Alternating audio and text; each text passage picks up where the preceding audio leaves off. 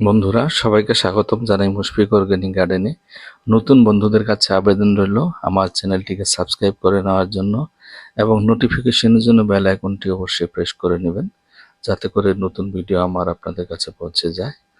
তো এই দেখতে পাচ্ছেন আমার গ্রো ব্যাগের মধ্যে বেগুন গাছ। এই বেগুন গাছে প্রচুর পরিমাণে বেগুন এসেছে।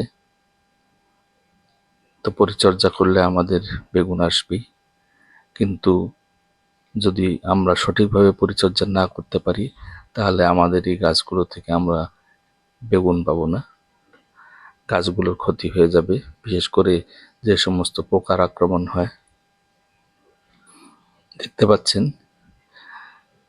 যে সমস্ত সবজি ছিদ্রকারী পোকা আছে, সে সমস্ত সবজি ছিদ্রকারী পোকা যদি আমাদের গাছের মধ্যে আক্রমণ করে তাহলে আমাদের বেগুনগুলো পচে যায়।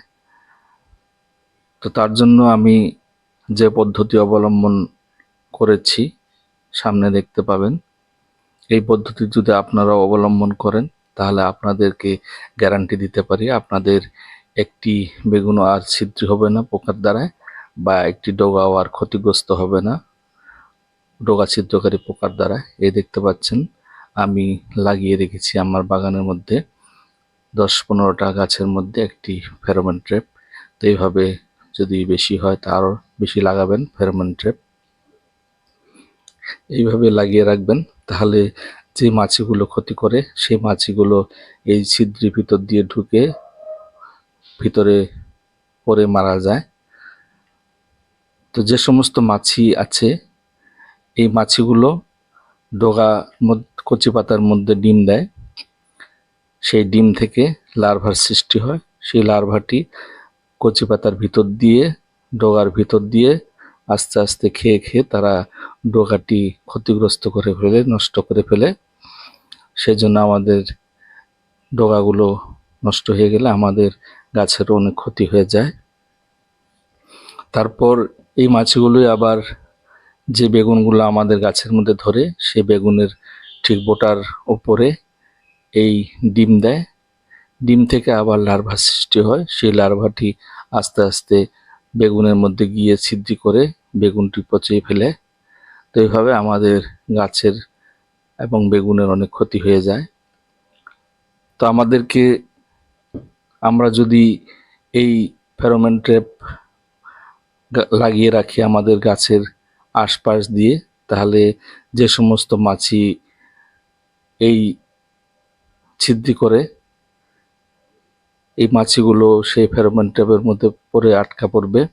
কারণ এই ফেরোমন ট্র্যাপের মধ্যে একটি মেডিসিন আছে, মেডিসিনের মধ্যে একটি কৃত্রিম গন্ধ আছে, স্ত্রী মাছির গন্ধ।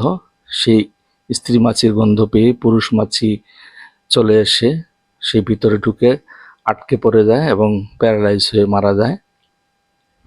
তখন এই মাছিগুলোর বংশ আর বৃদ্ধি করতে পারে না, কারণ যদি পুরুষ মাছি বাঁচতে না পারে তখন স্ত্রী মাছি আর ডিম দিতে পারে না। তখন ডিম না দিলে আমাদের এই সবজি ছিদ্রকারী বা ডগা ছিদ্রকারী যে সমস্ত ক্ষতিগ্রস্ত করে সেই ক্ষতি আর হতে পারে না। কারণ এই মাছিগুলো যদি আমাদের গাছের মধ্যে না বসে তখন আর ডিম দিবে না, তখন আমাদের গাছেরও আরও অনেক ক্ষতি হবে না। তো আমি আগে বলেছি যে 100% গ্যারান্টি দিতে পারি, কারণ এই জন্যই আমি যখন থেকে আমার বাগানের মধ্যে এই ফেরোমন ট্র্যাপ লাগিয়েছি তখন থেকে আমার একটি বেগুনের মধ্যে আর ছিদ্র করে নেই সেই সমস্ত পোকা, আর একটি ডগাও আর ডগা ছিদ্রকারী পোকা ছিদ্র করতে পারেনি। তো এইভাবে আপনারাও আপনাদের বাগানের মধ্যে এই ফেরোমন ট্র্যাপ লাগিয়ে রাখবেন, তাহলে দেখতে পাবেন অবশ্যই একদম 100% গ্যারান্টি যে একটি বেগুনও বা সবজি যে কোনো সবজির মধ্যে লাগাতে পারেন, একটি সবজিও আর আপনাদের গাছের মধ্যে ক্ষতি করতে পারবে না। দেখতে পাচ্ছেন আমি 2-3টি লাগিয়ে রেখেছি আমার বেগুন গাছগুলোর উপরে। তো এভাবে আপনারাও লাগিয়ে রাখবেন, লাগিয়ে রাখলে আপনাদের আর সবজি ছিদ্রকারী পোকা ছিদ্র করতে পারবে না। তো বন্ধুরা